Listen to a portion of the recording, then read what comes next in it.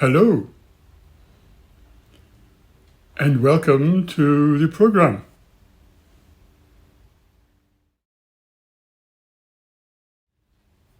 I am Suren.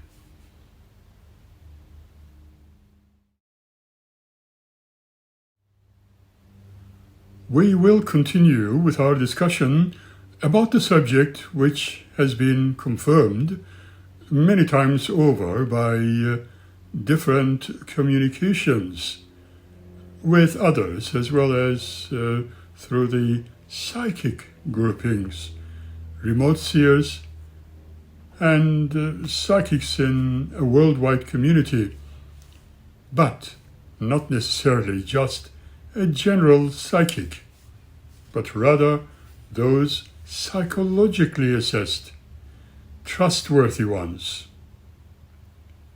And they all have confirmed the same information and wisdom, although they lived far apart and lived in different places around the world. From Great Britain to Australia, United States to Fiji, to Philippines, and to New Zealand. And they all are in agreement with what we are considering here. Now, having said all this, we shall continue with where we have left during our last episode. Remember, we were talking about the spiritual discernment and the people of great artistic achievements in the higher dimensions as the wise, and we spoke about the creative life.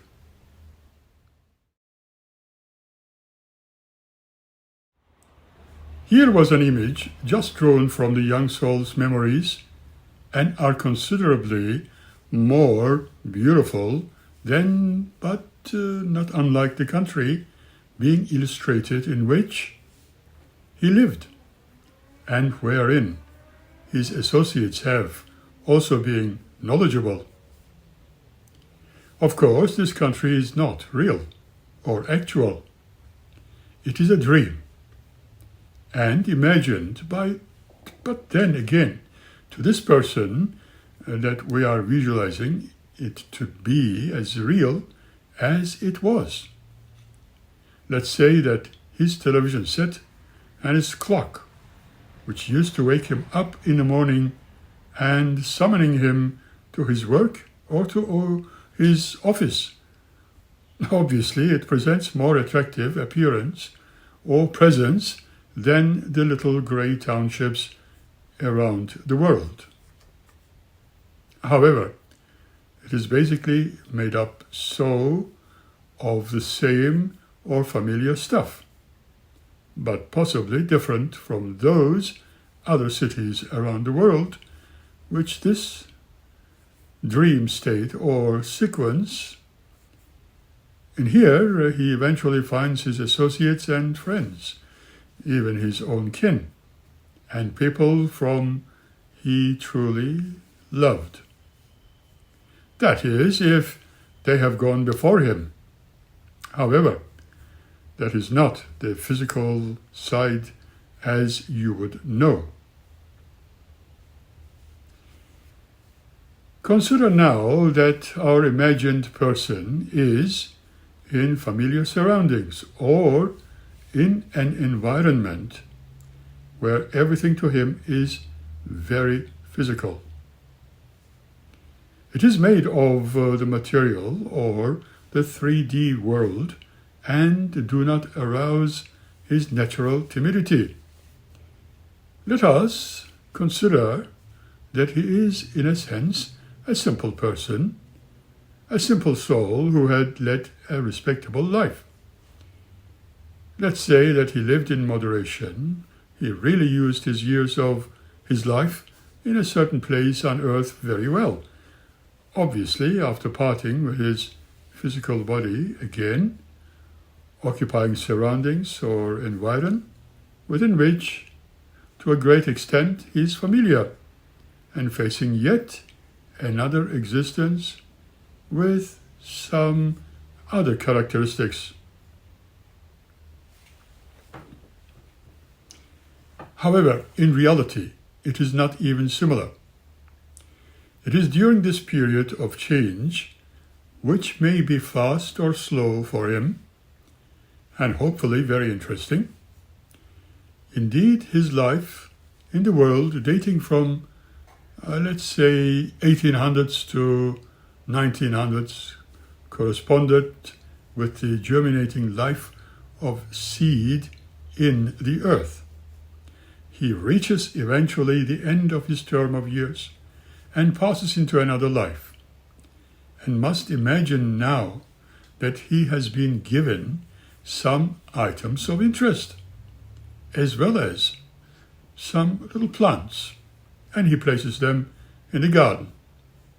If they were suitable in the house, and when, as described, he happily introduces them to a world of form, similar in character to the one they had previously known. What we are now discovering is that these wayfarers find themselves in familiar surroundings amongst people of a similar mentality. But they find very frequently that their actual needs are not the same. They are not condemned to some mechanically performed task for the greater part of their existence, because their etheric bodies, for example, do not require food to start with. They drew what is essential for their well-being from that all-pervading, invisible substance, which we will be talking about later. On earth, people are or have become like slaves of the physical body, and therefore slaves of darkness. In the hereafter, we may truly say that, given certain conditions, they become the servants of the light. As food, or its equivalent, money, is not the principal object of their existence, they have at last time to serve the light. That is to say, they are in a position in which they can reflect at their leisure and begin to reach towards this strange and marvelous life of the mind, and through which is dissolution of the physical body. At least one desperate, glamorous need has gone from us. We do not any longer require the 3 or 4 meals a day that were of such excessive importance. One primal factor in earth life is eliminated, and that is hunger. But we have other factors of great importance to consider. After hunger comes sex. Has this also disappeared with the dissolution of the body? That's a good question. In most cases, the answer to that should be in the negative. It has not disappeared, but it is changed. And here we come face to face with one of the great problems in this period of transition. First, it is indeed quite necessary to attempt some definition of sexual desire.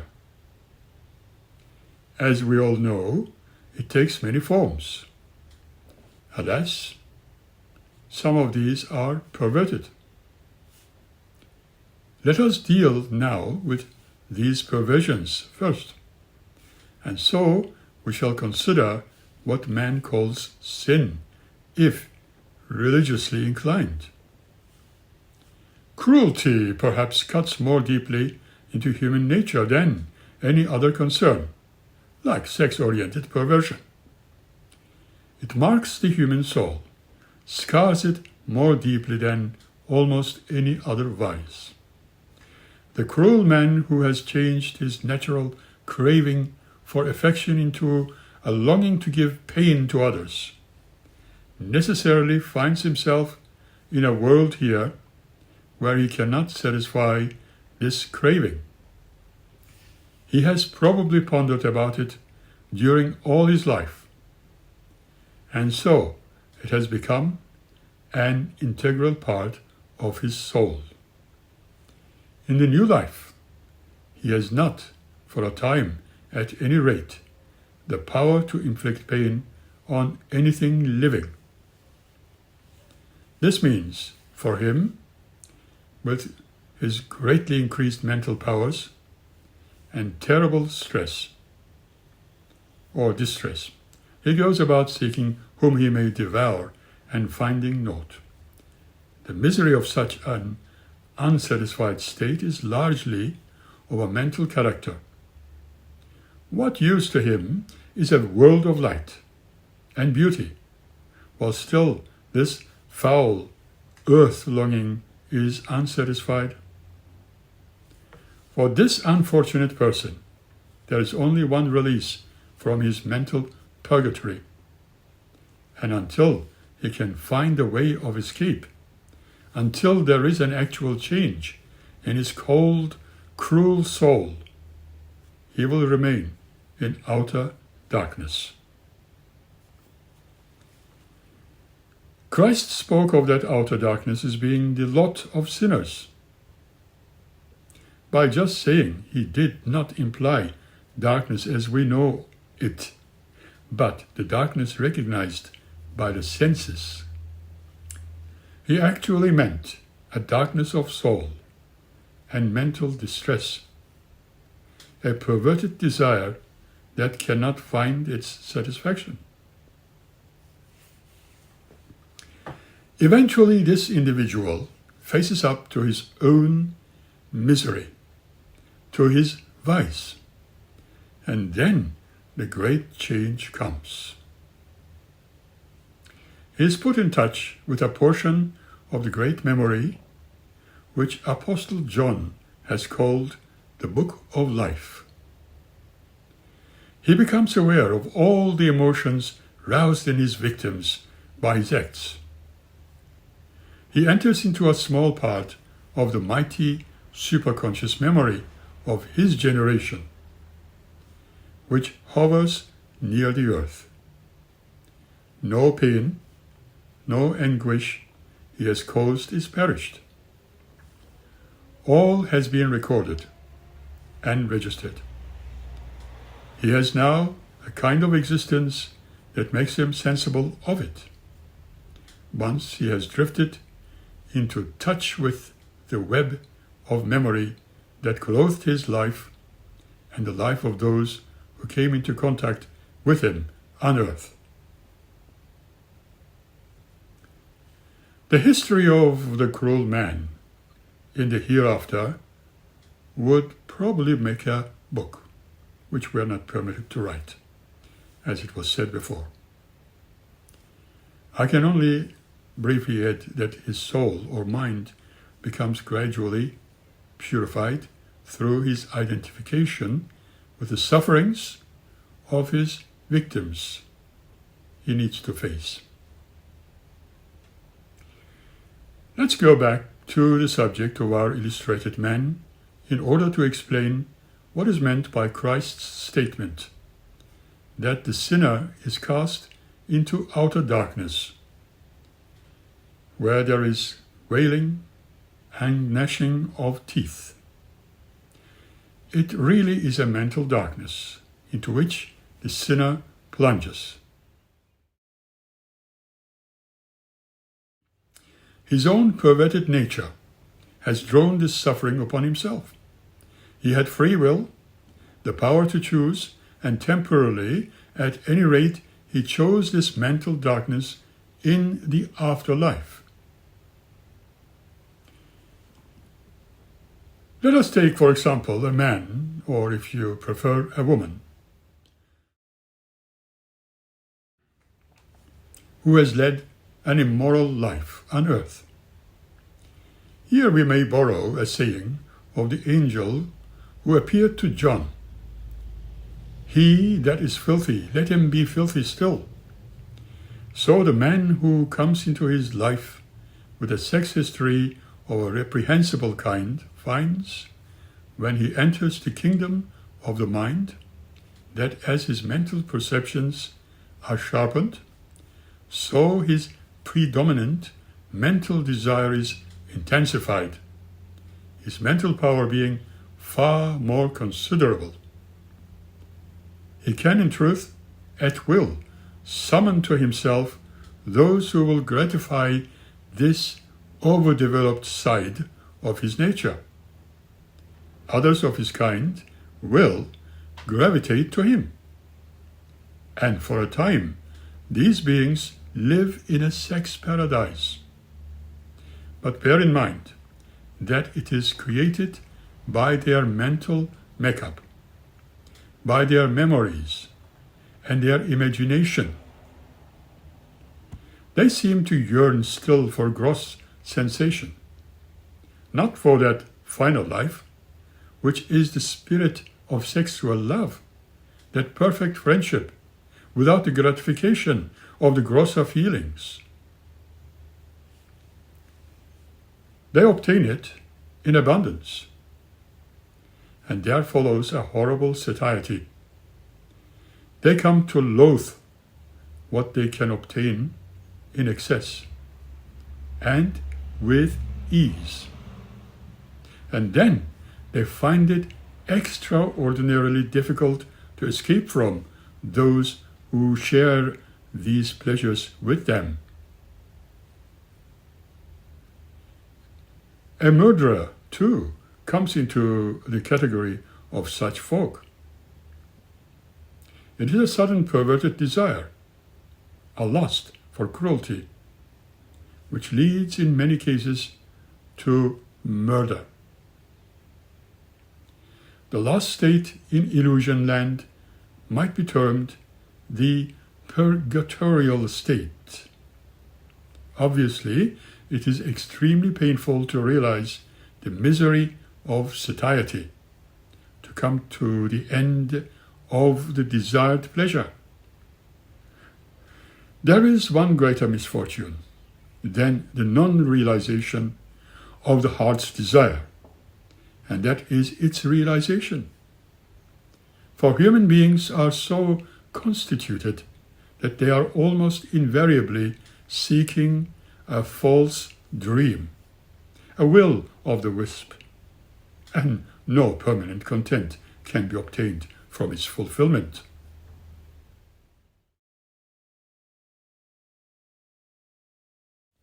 It is, of course, impossible to lay down an iron rule or any rule.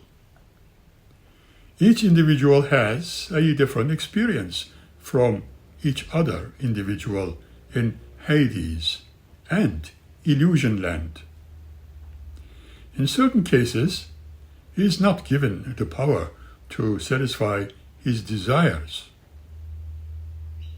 Actually, he is able to do so, but his own ego does not permit such satisfaction. For instance, the cold, selfish man in illusion land may dwell in darkness, for it is not within the power of his ego to throw itself outwards, to express itself in the fantasy of fulfilled desires. He is thrown more than ever inwards by the shock of death. He believes he has lost everything. He loses contact with all except the sense of his own thinking existence.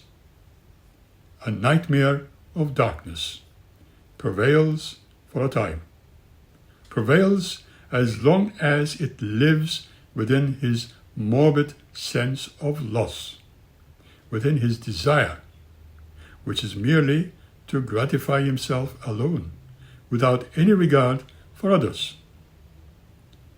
There may be only night in illusion land for the abnormally selfish man.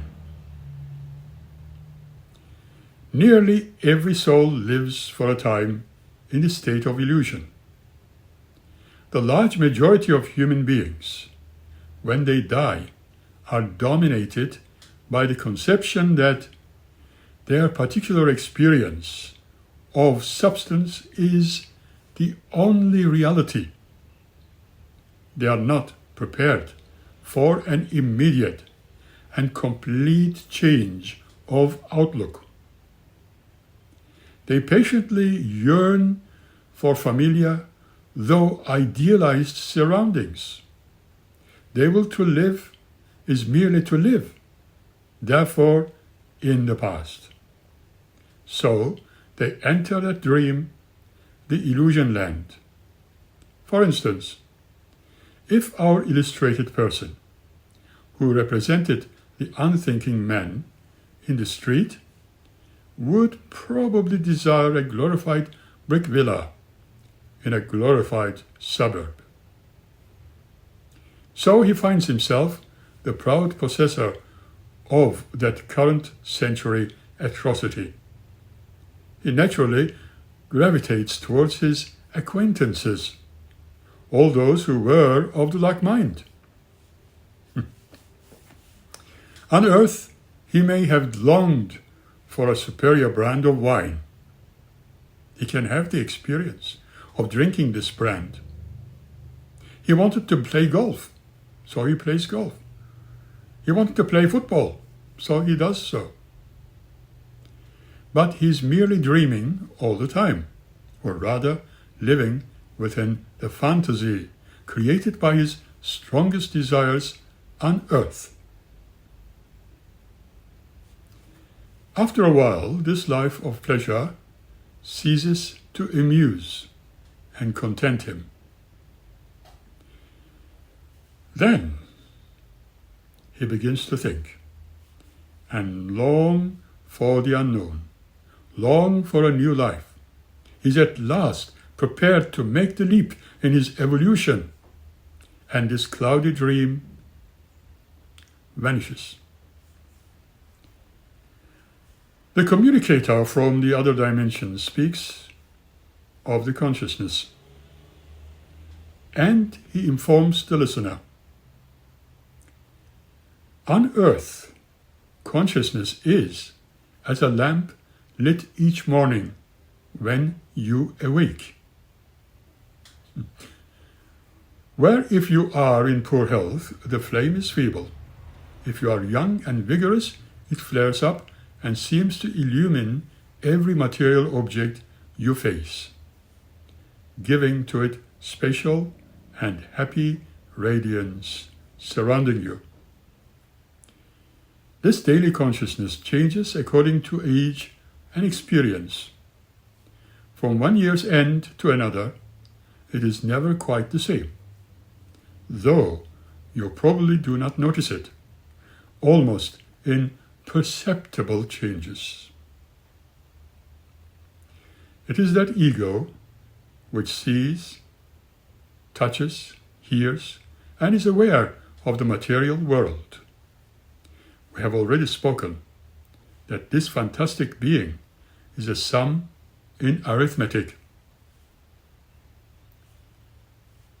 After death and after the stages of transition, that ego, with certain important changes, again resumes its sway. Whatever the plane of being on which it arrives, it is now a traveler who has discarded flesh and blood, the brain cells, the intricate web of nerves, which brought unity and proportion to the body, and which made of it a kingdom. In its place, there is a very much finer shape.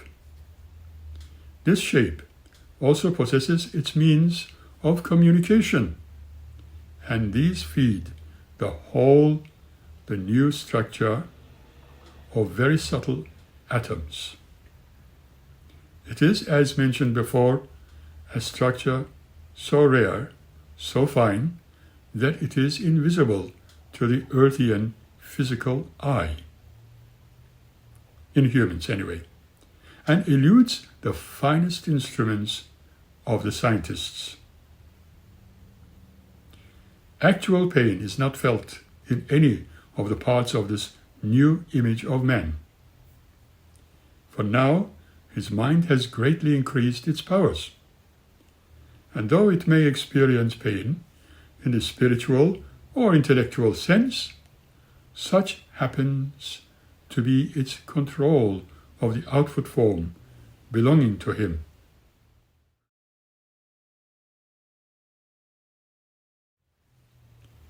On the fourth plane, however, that form cannot hurt in the earthly or physical sense.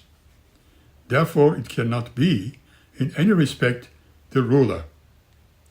You will realize, therefore, that an important advance has been made.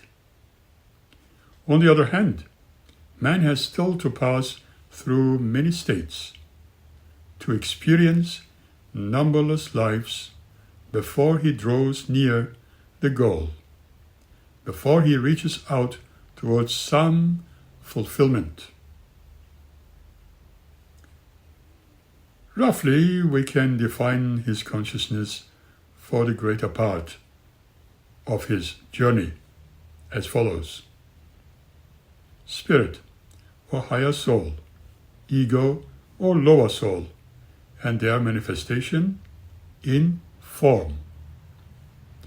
There's also what one might consider the ladder of consciousness.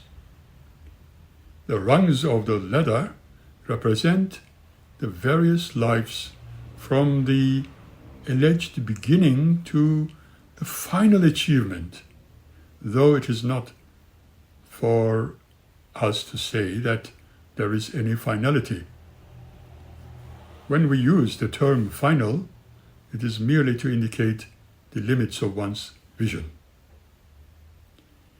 Now the soul of ego, or the ego itself, is the actual self, or surface awareness, on each rung of the ladder.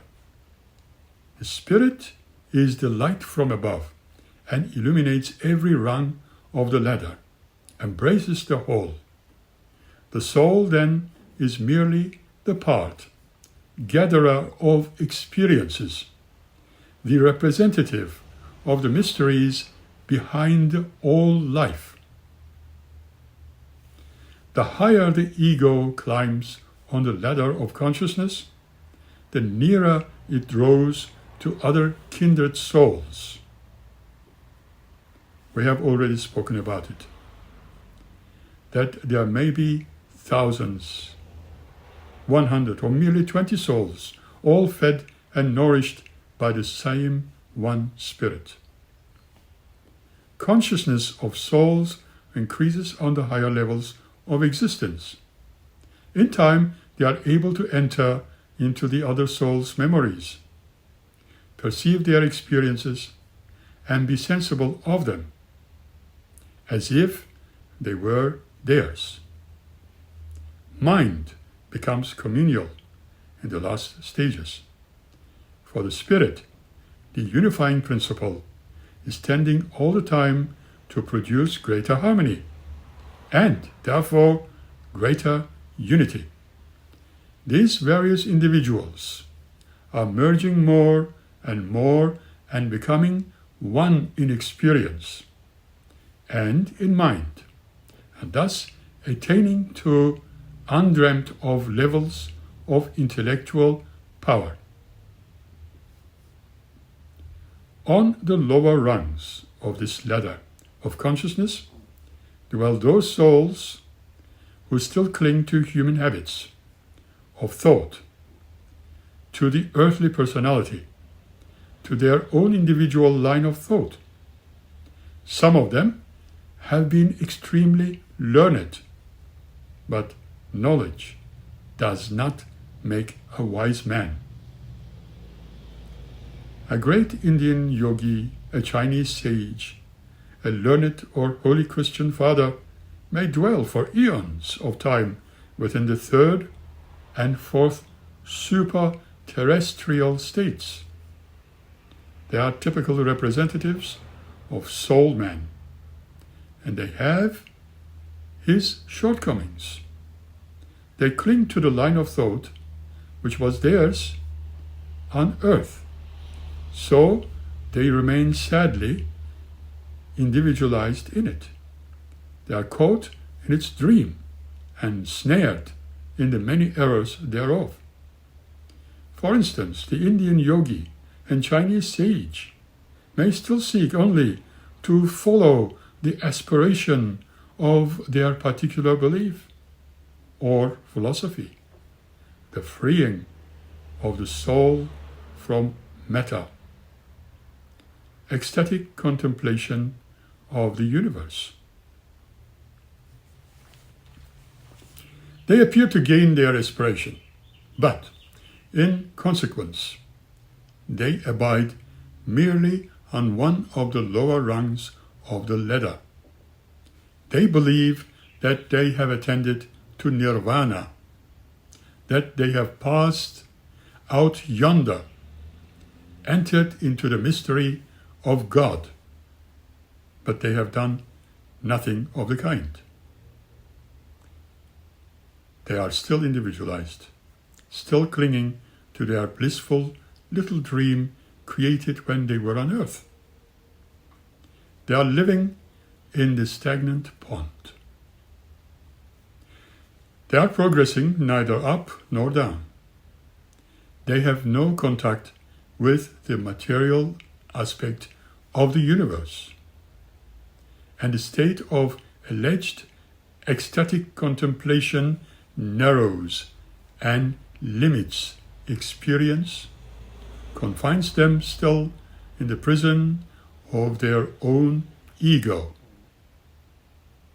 As remarked before, that when souls reached to the higher ranges of the ladder, they became merged in the unifying spirit and might at last journey out wander.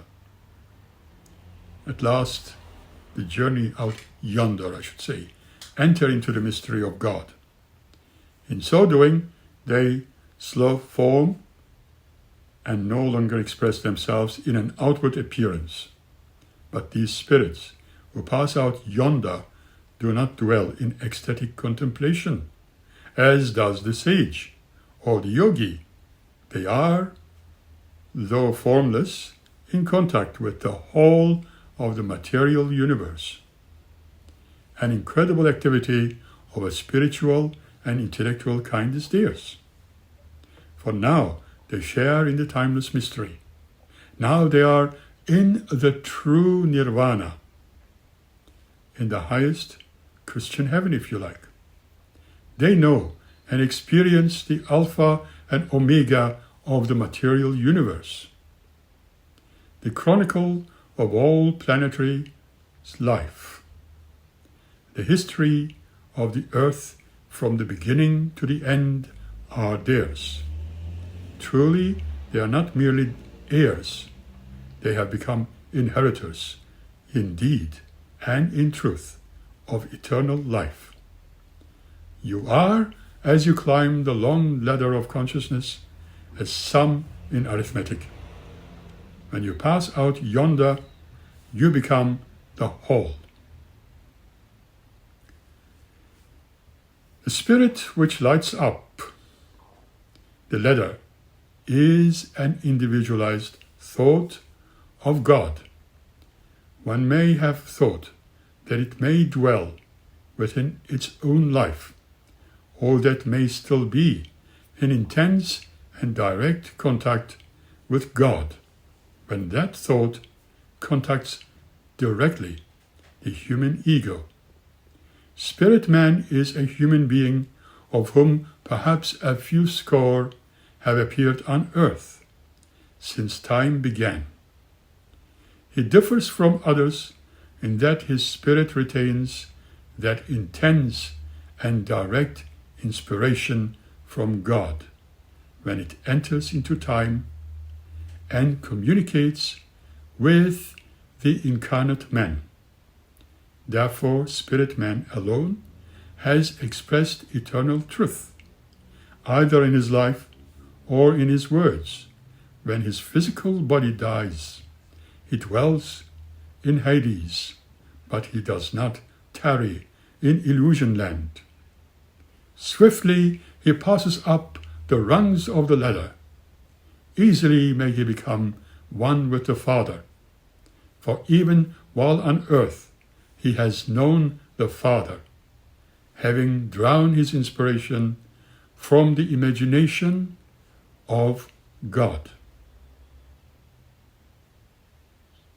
With this, I end today's program and wish you well. Be happy and smile often. Until we meet again.